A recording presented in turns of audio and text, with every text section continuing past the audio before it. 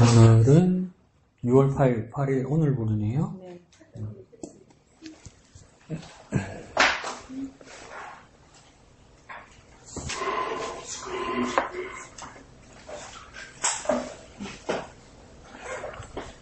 다 찾으셨죠? 자, 왼쪽 제목 한번 읽어볼까요? 시작! 하나님이 함께 계실 때 밑에 두 줄 한번 읽어볼까요? 헤브론에서 시작! 헤브론에서 다윗은 온 이스라엘의 환호를 받으며 왕이 되고 여부스 예루살렘을 정복해 나라의 기초를 튼튼히 세웁니다. 용맹하고 충성스러운 용사들이 다윗을 돕습니다. 그러면 오늘 여기 어디다가 세 개 포인트가 되냐면 초록색 두 줄에서 첫 번째 헤브론 보이죠? 헤브론? 네, 헤브론 쓰있다 그죠? 헤브론에 동그라미 치고 시표 끝나면 뭐가 나옵니까?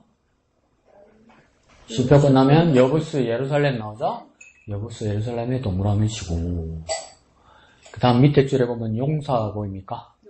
예, 용사. 그러면 큰 세 주제가 뭐냐면 헤브론, 그 다음 여부스 예루살렘, 세 번째는 뭡니까? 용사들. 이 내용에 대해서 보게 될 겁니다. 오늘 내용이 너무 길어서 맨 마지막 단락만 나중에 보게 될 거고, 근데 여기서도 오른쪽에 본문을 보면 세 단락이 나와 있다, 그죠? 첫 번째 단락 어떻게 됩니까? 시작! 온 이스라엘의 왕이 된 다윗. 두 번째 단락은요? 예루살렘 점령.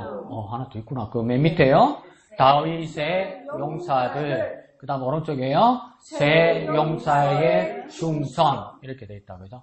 그래서 본문을 읽을 겨를이 없으니까 온 이스라엘의 왕이 된 다윗 여기서는 뭘 이야기하는 거냐면 다윗이 왕으로 임명을 받는 것을 이야기하는 겁니다.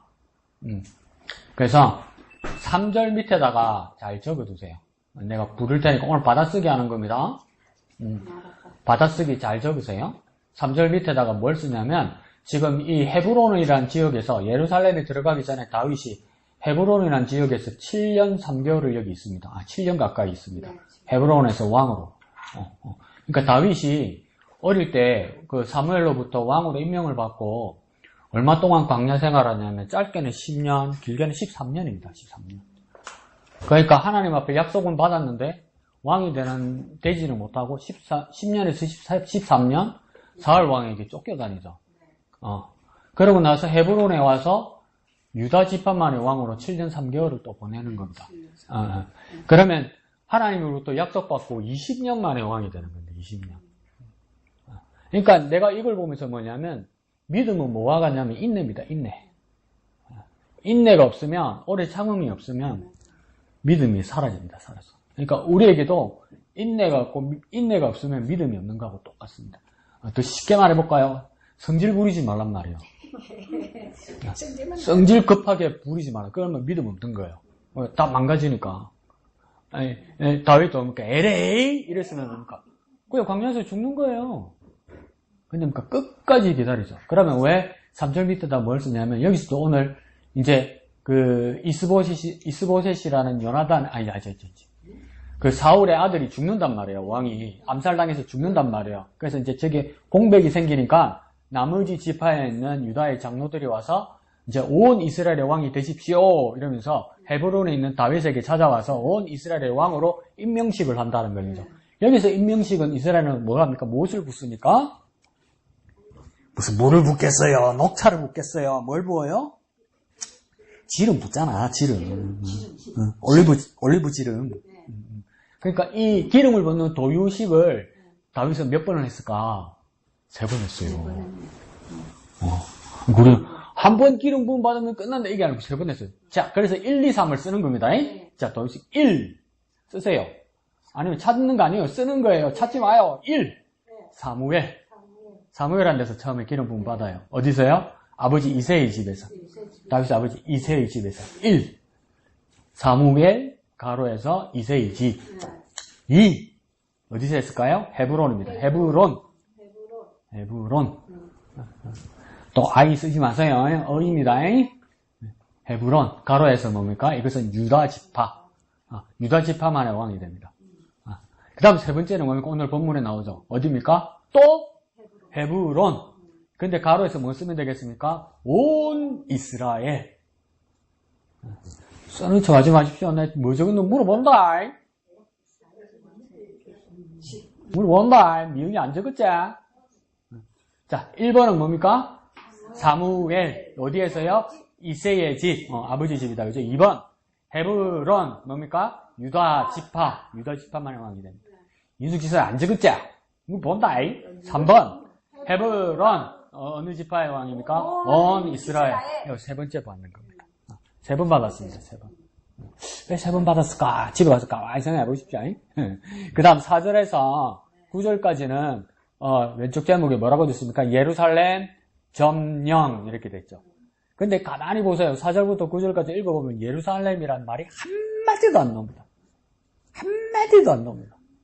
근데 제목은 뭡니까? 예루살렘이라 써놨죠. 그죠? 그럼 예루살렘 옛날 이름이 있었을 거란 말이에요. 그걸 1, 2, 3, 4 쓸 거라. 왜 괴롭히는 받아쓰기 자꾸 이래 하노? 받아쓰기 하세요. 자, 9절 밑에다가 1, 2, 3, 4 쓸 겁니다. 1. 여부스. 원래 이름은 뭡니까? 여부스성입니다. 여부스성. 2. 시온산성. 5절 끝에 나오죠. 그죠? 시온산성. 3. 5절 끝에 나오는 건 다윗성.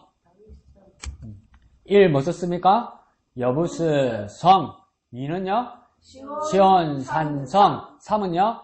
다윗성. 그럼 4는 뭐 쓸까요? 그렇지. 진짜 나하고 같이 밥 먹고 사니까 눈치만 빨라가지고. 자, 4. 예루살렘성. 눈치 빨라야 돼. 그래야 선생님한테 기운 받는 거야. 그러면 2학년 좀 밑에 쓴다. 웃기고 있네. 내가 나이가 더 많은데. 자, 그러면 1이 뭡니까? 여부스성이고, 2는 시온성이고, 3은 다윗성이고, 4는 예루살렘성이었어요. 각각 어디에 있습니까? 이 성들이 각각 어디 있습니까? 그래, 목사가 재밌는 거라. 똑같은데요, 똑같은데. 똑같은데 이름을 이렇게 쓴 거예요. 이해하세요? 네. 원래 이름이 여부스성이었는데, 여부스 사람들이 우리 집이다. 이거 아무도 못 뺏어간다니까. 다윗이 에라이! 라고 뺏어간 거예요. 그래서 성 이름은 더 이상 여부스성이 아니라 내 이름! 다윗성이라고 쓴 거예요. 근데 그 다윗성, 여부스성에 무슨 산이 있었냐면 시온산이 있었는 거라. 그래서 시온산 성이 되는 거예요. 근데 이 이름이 지금은 뭘로 되어 있는 겁니까? 예루살렘 이렇게 되는 거예요. 예루살렘성. 같은 이름입니다. 어디 가가지고 예루살렘은 알겠는데 다윗성이 어디더라 이래서 하지 마십시오. 그럼 그 사람 무식하네 이럽니다. 같은 성입니다. 그래서 지금 이스라엘에 보니까 예루살렘 있죠. 그게 예루살렘 성이 왜 중요합니까? 다윗의 궁전도 있었지만 뭐가 있기 때문에? 하나님의 성전이 거기 있기 때문에. 그래서 예루살렘이라는 이름의 뜻은 뭐냐면 평화의 도시 이런 말입니다. 근데 평화의 도시가 될 수가 있나? 거기가 난리인데 만날 전쟁인데 그 하나님의 뜻이 언제 이루어질지 모르겠어요. 자, 그 다음 10절에서 마지막 절까지는 다윗의 그 세 용사들과 그들과 있었던 에피소드가 하나 나오는 거예요. 그러면 오른쪽 위에다가 또 괴롭힙니다. 1, 2, 3 쓸 겁니다. 만 쓰게 하는데 요거는 줄만 쳐도 되겠, 처음에는 줄 쳐도 되겠을 것 같아요. 11절, 오른쪽에 11절 보면 중간쯤 보면 야소부함 보입니까? 이게 예루살렘이래. 다윗의 세 용사 중에 제 1번이 뭡니까? 야소부함이라는 사람입니다. 그 다음 12절 두 번째 줄에 보면 엘르아살 보입니까? 예, 엘르아살이 2번 용사입니다. 1번 용사 누구라고요? 여호수아 자꾸 난리다. 야소부함이죠, 그죠? 이 두 분, 2번 용사는요? 엘르아살. 이게 사무엘하 23장에는 나왔는데 여기는 안 적혀 있어요. 요거는 오른쪽에다 적어야 돼요. 엘르아살 옆에 3 쓰고 누구를 쓰냐면 삼마. 석삼자에 말 맞자쓰면 삼마. 찾는 거 아니에요. 쓰는 거예요. 자, 3 뭐라 쓴다고요? 삼마. 그러면 1번 용사 야소보암, 2번 용사 엘르아살, 3번 용사 뭡니까? 삼마. 여기가 뭡니까? 그리 쉽게 말하면 개국공신입니다. 개국공신. 다윗의 개국공신. 근데 사무엘서에도 또 뭡니까? 이 역대상에도 그 사람들이 제1세대 삼용사에 대해서 큰 이야기는, 많은 이야기, 에피소드를 안 적어놨어요. 그런데도 비중이 뭐냐면 제일 큰 비중을 가진 세용사라고 이야기를 해요. 보이죠? 그런데 뭡니까? 이 세용사가, 이 사람이 1세대 세용사예요. 1세대, 2세대가 아니라. 미치겠네. 또 저리네. 그 다음 뭡니까? 15절 보입니까? 이거 15절 맞나? 마지막 단락 15절 맞죠? 네. 15절이면 30명의 우두머리 중 3사람이 되어있죠? 이 3사람은 또 딴 사람입니다. 딴 사람. 그러니까 2세대 3사람 써야 돼요. 그럼 2세대에 쓰고 1, 2, 3 이건 내가 부른 대로 적어야 돼요. 그 밑에 괄호가 쓰세요. 미치겠네. 2세대 1번 용사 쓰세요. 아비세. 아비 할 때 아비. 예, 나르는 새. 아비세. 2번은 누구냐면 브나야. 불 쓰고 나야 이랬으면 되겠죠, 그죠? 브나야. 3번은 오늘 목사님이 재밌는 걸 봤는데 목사님 물어봐가지고 내가 얼마나 깜짝 놀랐는데 분명히 난 모르는데 있다는 거라. 오늘 루키 4장에 그 사람이 있다는 거라고 보내준다는 거라. 그래서 내 기억에는 분명히 그 사람 이름이 없는데 있다는 거야. 내가 얼마나 막 중간에 식은땀이 흘렀는지 사모님한테 자신있게 냈거든. 없어요, 사모님 없어요. 그런데 목사님이 있다니까 사모님 번갈아 보는 거야. 누가 만든 거야? 그 목사님 딱 보여주는데 뭡니까? 성이 아시라. 이름이 개라. 아무개. 그렇죠. 여기도 2세대 3번째 용사 이름이 안 나와. 그러면 동명이인이네. 이 사람도 뭡니까? 아무개. 누군지를 몰라요. 이름이 안 적혔어요. 누락이 됐어요. 그러니까 이게 얼마나 찡하냐면 정말 열심히 일했을 건데 이름을 이제 아무도 몰라요. 그런데 열심히 일했어요. 여러분 진짜 큐티를 오래 하고 시간을 많이 두고요. 한 구절만 가지고 큐티하면요. 막 은혜가 터져요. 자꾸 성질 급하면 아무것도 못해요, 여러분. 이름을 아무리 찾아봐도 없어요. 그런데 내가 그 찬양이 팍 이 사람 얼마나 한편으로는 당사자 입장이 얼마나 서운할까. 아니, 김춘자 집사님 왔어. 예, 집사님 뭐가 그래 궁금하노? 김춘자 손!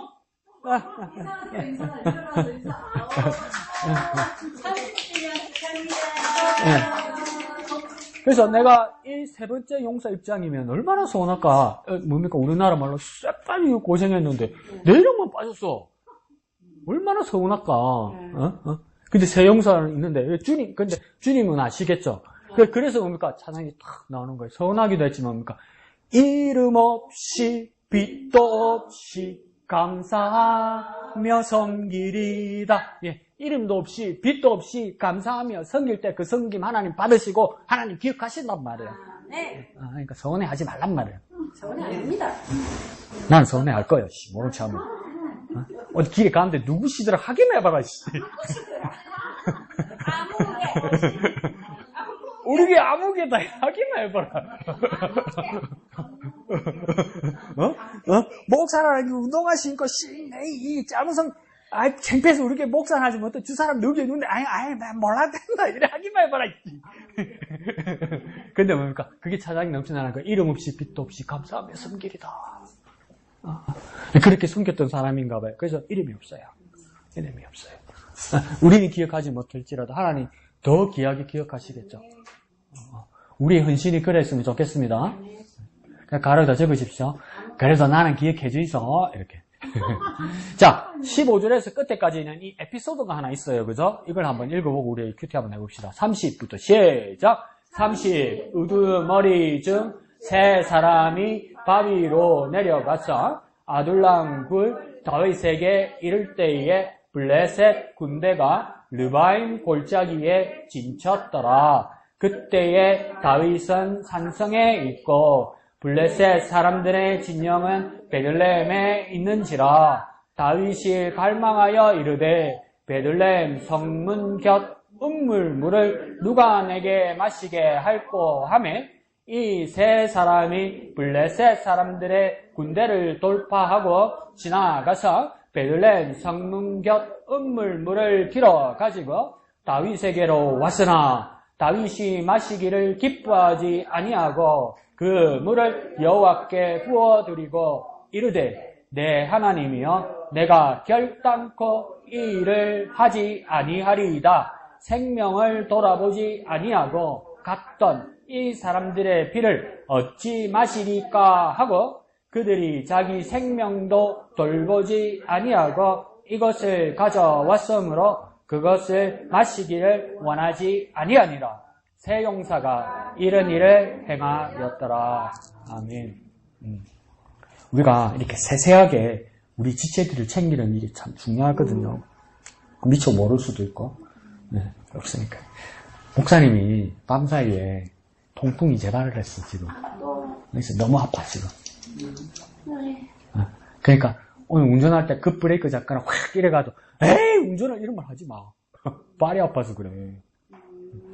응? 그래갖고 목사님 한번 보면서 목사님 발 괜찮아요. 기도할게 한마디씩 하면서 가요. 그럼 기분 흡수로 좋아요, 여러분. 한 번씩 오시거든요. 그러니까 오늘 병원 안 하니까 내일 가셔야 되고 내일도 목사님 할 일도 많고 해서 짬내서 가셔야 되니까. 그러니까 여러분 모른 체 하면 안 돼. 뭐든지 보이면 아는 척하고 염려해주고 기도해주고. 그 김옥순 집사님은 어떡하대요? 목사님 그때 연설에다 발 마사지 하는데 목사님 양말을 삐까가지고 발가락 사이마다 넣어가지고 김옥순 집사님 목사님 막 마사지 해주고 그랬다 뭐. 그러니까 여러분도 그렇게 한 번씩 생각하면서 목사님 괜찮아요. 아이고 어떡할까. 원래는 운전도 하면 안 돼. 그 페달 어떻게 밟겠어. 그죠? 네, 그러니까 모른 척 하지 마요. 모른 척 하지 말고, 아이, 목사님 괜찮아요.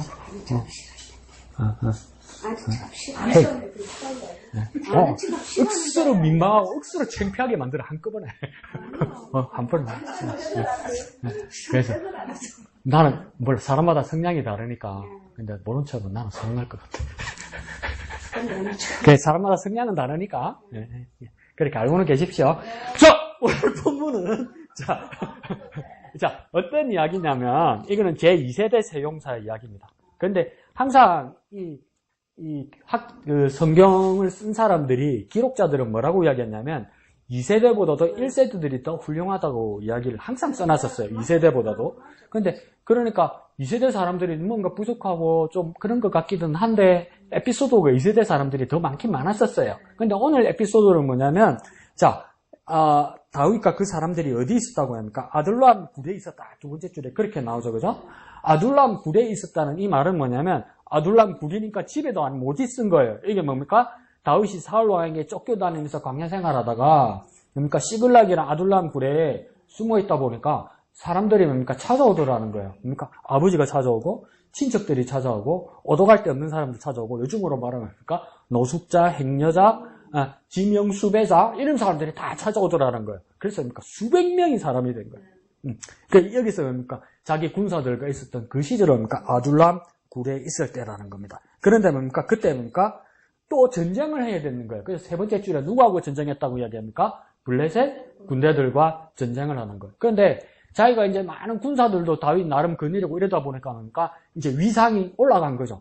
그러니까 뭡니까? 그 주위에 뭘 봤다고 이야기합니까? 르바임 골짜기에서 16절 두 번째 줄에 보면 뭡니까? 블레셋 사람들이 진영은 어디 있었다고요? 베들레헴에 있었다라는 거예요. 그러니까 블레셋 사람들이 어느 땅을 차지하고 있었다고요? 베들레헴을 차지하고 있었다 이렇게 이야기하는 거예요. 근데 베들레헴은 야 이거 머리 좋은 사람 누군가 한번 찾아보자. 베들레헴은 누구 고향입니까? 스님, 똑똑이 또 하나 더. 베들레헴은 누구 고향입니까? 또 이거 알면 얘 진짜 사탕 한 통 사주겠다. 지금 우리 역대상 보잖아. 다윗 고향이요. 다윗의 고향이요. 그러니까 자기 고향이 지금 저기에게 점령당한 거야. 그걸 본 거야 지금 다윗이. 예. 그러면서 뭐라고 이야기합니까? 17절에 다윗이 갈망하여 이르되 뭐랍니까? 베들레헴 성문격 우물물을 누가 내게 마시게 할꼬. 그러니까 점령이 돼서 적 진영 한가운데 베들레헴 동네 한가운데 우물물이 있다는 거 누구 말하는 겁니까? 그 동네 살던 다윗이나 그 동네 사람밖에 모르는 거예요. 그러니까 군사들도 다윗의 군사들 세용사들도 뭡니까 이렇게 대치하고 전쟁을 준비하고 있다고 뜬금없이 뭡니까 그 옛날에 내 어릴 때, 초등학교 때, 춘자하고 손잡고, 지금 우물가에 가고, 빨래도 하고, 물도 묻고, 앵두도 따먹고, 아무도 안 먹을 때 손도 한 번씩 잡고, 그랬는데, 옛날 이야기 하는 거예요, 다윗이 지금. 그래서 그 우물물이 참 맛있고 시원했는데, 뜬금없는 소리를 낸 거예요. 아, 물이 먹고 싶으면 길 건너서 CU 편의점 가서 사오면 되잖아. 1,000원도 안 하는데. 그럼 그 동네도 다른 데 씻는 물 있고, 냇물 있고, 군사들이 물을 다 준비했을 거 아니에요. 근데 또, 그 물이 먹고 싶다네. 어디 뭐, 임신한 그 엄마도 아니고, 막, 겨울에 딸기 먹고 싶다고 말하는 것도 아니고, 문 닫았는데 뭐 먹고 싶다 하는 것도 아니고, 뭡니까, 차원영 옆에 뭐 마트 가면 뭐 맛있다는데 사고 이런 것도 아니고, 다윗이 그렇게 이야기한단 말이에요. 그 우물물, 꼭 그 우물물을 먹고 싶어 한다는 말이에요. 그러니까 18절에 이 세 사람이 블레셋 군대를 돌파해요. 물 들어가려고 뭡니까? 군대 한 진영을 돌파해 갔다는 거예요. 그래서 그 우물물을 뭡니까? 길어가지고 다윗에게 가져왔다. 여러분이 군사라면 어떻게 하겠습니까? 뭐라 말하겠습니까? 그럼 니 목 땡강이야. 왕한테 그렇게 이야기하면. 이물 니가 떠마시라. 임금이 목마르다 안 대신하고 떠마시라. 이러면 무지 되는 겁니까? 그런데도 마음은 어떤 마음, 내가 군사라면 어떤 마음, 나는 왕을 설득하려고 그러겠어요. 그러니까 다윗은, 예, 제가 준비해 드릴게요. 대장. 그런데, 뭡니까? 먼저 이 전쟁을 해서 저 블레셋군을 점령을 하면 점령해서 들어가서 그 우물을 떠다 드릴게요. 이게 맞잖아요. 그게 맞잖아요. 근데 그 세 사람이 가서 그 군대 한가운데로 어떻게 들어갑니까? 이건 아닙니다. 이런 생각이 들지 않겠어요? 근데 그 세 사람은 거기 가서 우물물을 길어가지고 다윗에게 왔다는 말이죠. 그 물을 가지고 오니까 다윗이 어떻게 했다고 합니까? 마시기를 기뻐하지 아니하고 물을 여호와께 부어드렸다. 그래서 이것만 보면 뭡니까? 이랬습니다. 이랬다 저랬다 떠나주니까 묵지도 안 하고 또 갖다 붓고 진짜 누구는 목숨 걸고 갔다 왔더만 진짜 또 묵지도 않는다 자꾸 이런 생각 들지 않겠어요? 뭐 하는 거냐는 거죠. 근데 또 다윗은 이유가 있었죠. 그죠? 19절에 뭐라고 이야기합니까? 내 하나님이여 내가 결코 이런 일을 하지 아니하리다. 그러니까 생명을 돌아보지 아니하고 갔던 이 사람들의 피를 어찌 마시리까? 그들이 자기 생명도 돌아보지 아니하고 이것을 가져왔으므로 그것을 마시기를 원하지 아니하니라. 이래서. 근데 이걸 여태까지는 우리가 어른들한테는 어떻게 배웠냐면 충성스러운 세용사라고 배웠단 말이죠. 아주 충성스러운 사람들이다. 목숨까지 바쳐서. 맞죠? 그 말도 맞아요. 근데 이제 큐티잖아요. 그럼 우리 생각을 해보단 말이에요. 이제 질문부터 하는 거. 왜 그게 묻고 싶었을까? 다윗은 왜 이러는 걸까 도대체? 질문 2. 그런다고 가는 저 사람들은 뭐 하는 사람일까? 그 안으로. 그리고 만약에 그게 목숨을 걸고 가는 거니까 죽을 수도 있는 거 아니에요. 그러니까 그 음물 한 통하고 목숨하고 그게 바꿀 만한 일인가 그게. 그러니까 또 긍정적으로 말하는 사람은 뭐랍니까? 충성된 군사들이다 이렇게 이야기하잖아요. 근데 다윗의 반응을 보면 다시 한번 냉정하게 가만히 보면 옛날에 우리 할아버지들 선생님들 가르쳐줬던 거 다 지우고 다시 냉정하게 솔직히 말씀드릴게요. 믿음 없이 정말 믿음 없이 못되게 딱 보면 삐딱하게 보면 다윗이 이 시킨 걸 후회하는 것 같아요. 맞죠? 후회하는 것 같아요. 1. 좋게 말해서 감동했다고 할 수도 있고요. 군사들의 충성에 대해서 감동했다고 할 수도 있고 2는 뭡니까? 후회하는 것 같아요. 이렇게 물 마시고 했던 게 내가 경솔하고 내가 바보스러웠다고 후회하는 것 같아요. 그래서 다윗은요. 용맹하고 뭐 나라를 통일하고 뭐 왕이 되고 싸움도 잘하고 이것도 훌륭하지만 내가 볼 때 다윗은 그러니까 실수도 많이 하고 잘못한 것도 참 많아요. 그런데도 나는 다윗이 훌륭한 게 뭐냐면 수시로 반성해요. 끝까지 잘못한 거 가지고 끝까지 밀고 안 가요. 잘못한 거 있으면 그냥 인정해요. 인정해요. 그리고 회개해요. 이게 훌륭해요. 이게. 지금 새로 바뀐 우리나라 대통령의 가장 좋아하는 사람들의 가장 이재명에 대해서 가장 기대하고 좋아하는 이유 중에 하나는 뭐냐면 이재명은 모르는 건 모른다 그러고 잘못하고 무조건 잘못했다고 그래요. 그러고 바뀌어요. 그러니까 이재명을 싫어하는 사람은 뭐냐면 저거는 이렇다더만 이번엔 또 이렇다 하네 이러는 거예요. 근데 이재명은 뭐랬냐면 전에 내가 했던 거니까 내가 잘못 생각했다 미안하다고 해서 바꿔야 되겠다고 이야기하는 거예요. 그 차이예요. 그 차이. 그러니까 좋아하는 사람, 싫어하는 사람은 와 이랬다 저랬다 저 사람 저렇게 주지가 없나 그러고 좋아하는 사람은 뭡니까? 고집 안 부리고 잘못했다는 거는 반성하는 사람이다. 또 이렇게 보는 거죠. 알아서 선택하세요. 알아서 판단하세요. 자, 그런데 다윗은 내가 볼 때는 다윗은 잘못한 게 참 많아요. 그러니까 그 한 번의 정죄로 끝나면 다윗은 한 방에 그냥 가야 될 사람이에요. 왜 그렇습니까? 자기 부하를 죽이죠. 부하 마누라 뺏었잖아. 그게 사람이요? 그런데도 뭡니까? 신하가 뭐라 그러니까 뭡니까? 펑펑 울면서 잘못했다고 그러잖아. 그 시대의 왕이 잘못했다고 울 왕이 어디 있어요? 어디 있어? 이럴 거 아니에요. 그나마 인격적인 왕이면 어떡하겠습니까? 모른 척 하겠죠. 조선시대에 가장 훌륭한 두 명밖에 없어요. 솔직히 말해서. 세종대왕하고 정조대왕밖에 없어요. 나머지는 막 별로야, 솔직히. 집사님 앉혀놔도 그만큼 해. 친아들이 알아서 하니까. 그러니까 괜찮은 왕은 세종대왕하고 정조대왕밖에 없어요. 근데 세종대왕이 조선왕조 실록에 보면 전주시한테 맞 죽을라. 자, 세종대왕 그 실록에 보면 뭐라고 되냐면 등창으로 돌아가셨다 이래요. 등창이 뭐냐 요즘으로 보면 욕창인 거라. 근데 왜 욕창이 생겼을까? 세종대왕 키가 180이 넘어 그 옛날에. 예? 덩치도 크고 막. 그래서 세종대왕이 첩이 제일 많았어. 그래서 그러니까 성병으로 죽었어요. 성병. 근데 그게 왕이 그 당시에 왕을 그렇게 하는 게 잘못이 아니거든. 그게 권세거든.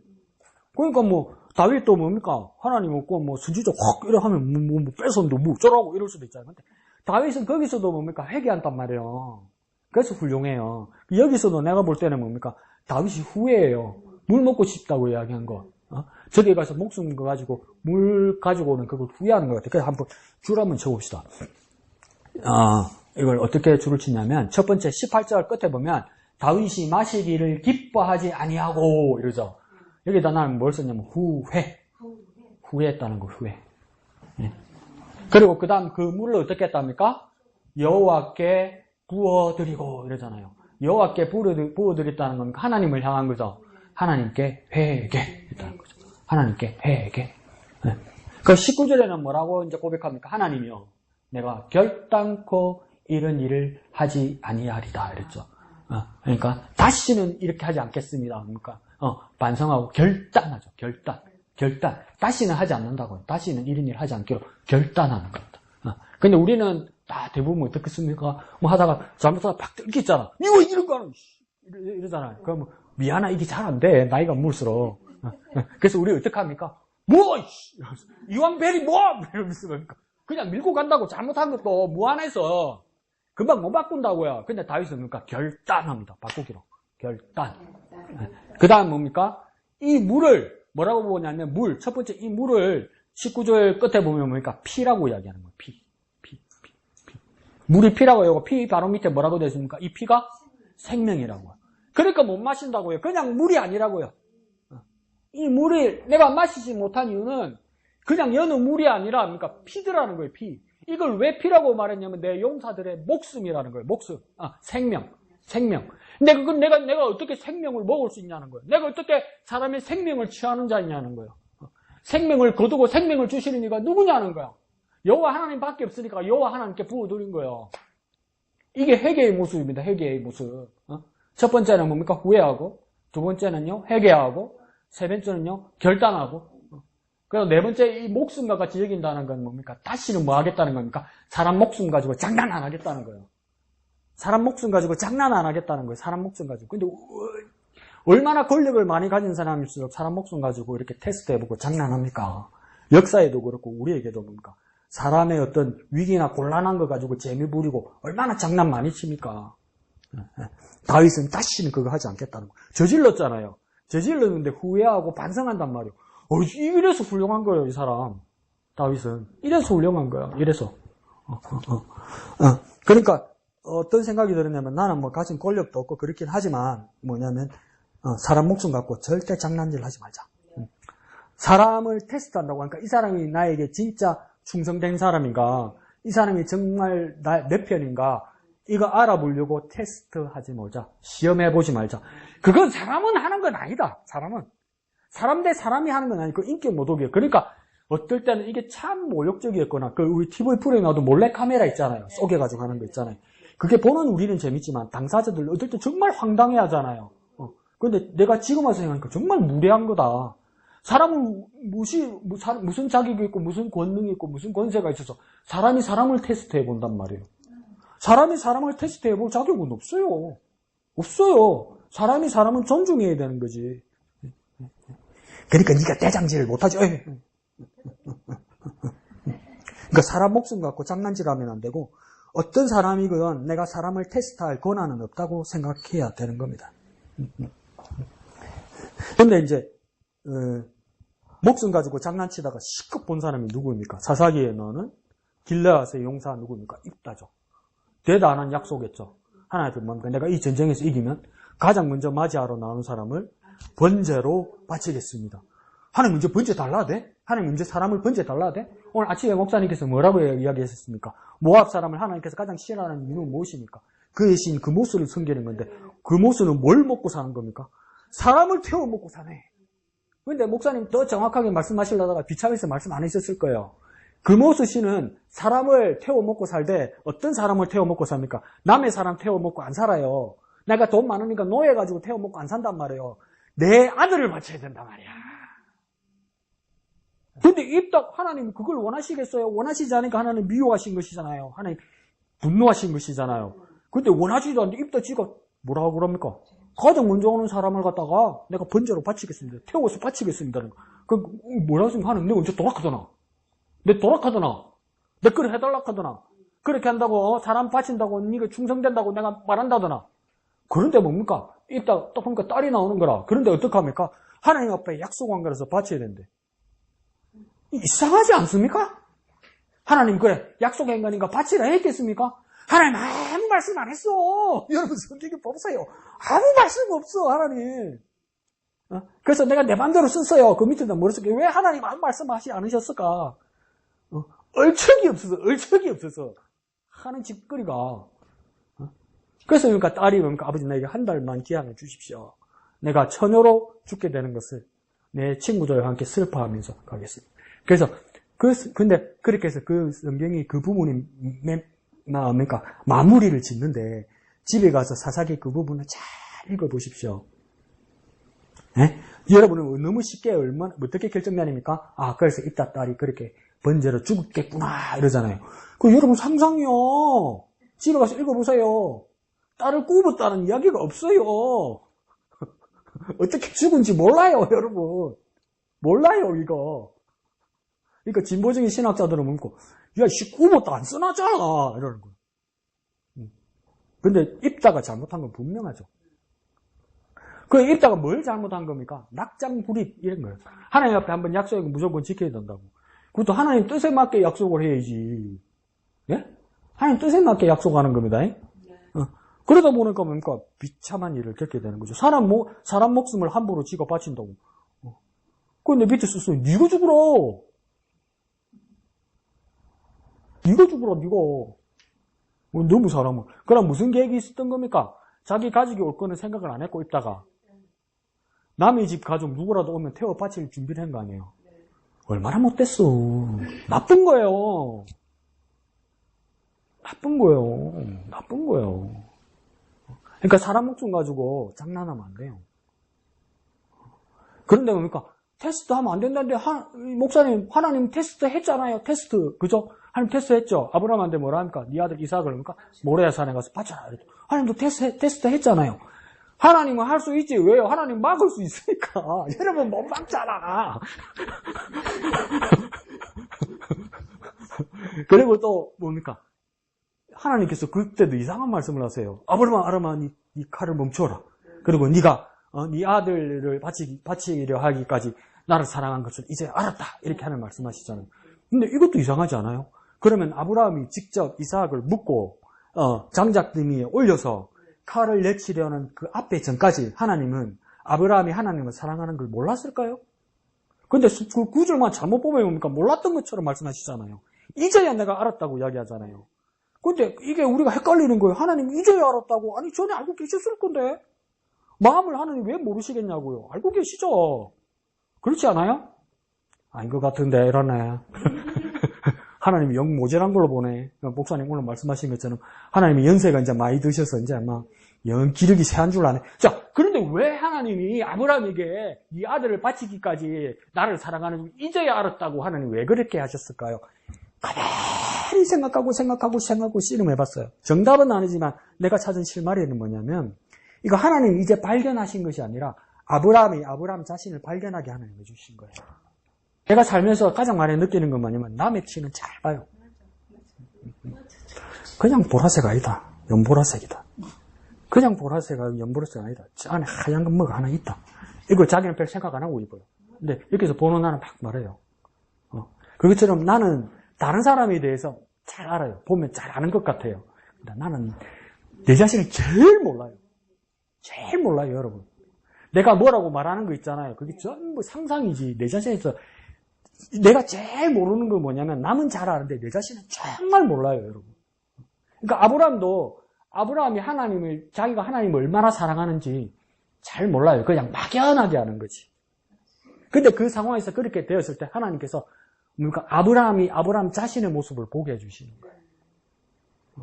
네가 나를 이렇게 사랑한다는 것을 아브라함 네가 발견하라고 말씀하시는 거예요. 그러니까 하나님 아브라함을 위해서 말씀하신 거예요. 아브라함이 아브라함 자신을 발견하기 위해서. 그러니까 테스트가 아니죠. 하나님 테스트가 아니죠. 하나님 시험하신다고 하고 테스트 한다 하실지라도 우리가 그러니까 깨닫게 하고 발견하게 하는 거죠. 목적이 달라요, 여러분. 목적이 달라요. 그러니까 우리 사람끼리는 테스트 하지 맙시다.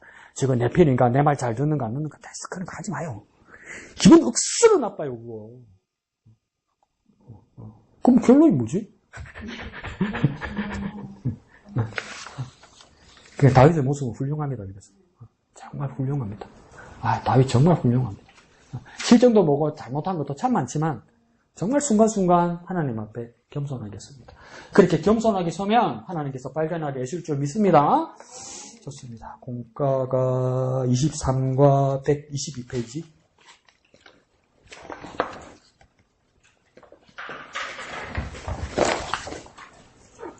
122페이지요.